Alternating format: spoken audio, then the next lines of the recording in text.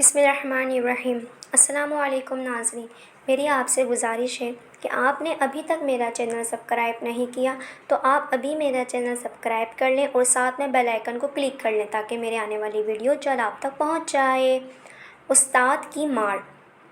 ایک دن مامون رشید کی والدہ نے اس کے استاد سے کہلا بھیجا، شہزادہ گھر میں شوخی کرتا ہے، اسے سزا دینی چاہیے۔ استاد نے شہزادے کے منہ پر 2-4 تماچے لگا کر کان پکڑوا دیے، جس سے مامون کو اتنی تکلیف ہوئی کہ بے اختیار آنسو جاری ہو گئے۔ یہ کان پکڑے ہوئے رو رہا تھا کہ کسی چوبیدار نے آ کر استاد سے کہا، جعفر برمکی وزیر سلطنت شہزادے کو دیکھنے کی اجازت چاہتا ہے۔ استاد نے شہزادے سے کہا، کان چھوڑ ذرا سنبھل بیٹھو۔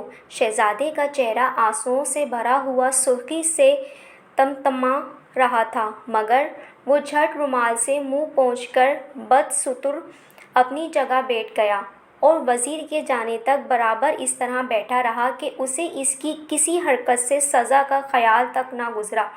وزیر کے جانے پر استاد نے شہزادے سے کہا، اگرچہ مجھ سے یہ حرکت تمہاری ہی بھلائی کے لیے ہوئی تھی، مگر تم نے اچھا کیا کہ وزیر سے شکایت نہ کی۔ شہزادے نے کہا، جناب، جو لڑکا استاد کی شکایت کرتا ہے وہ مراد کو نہیں پہنچ سکتا۔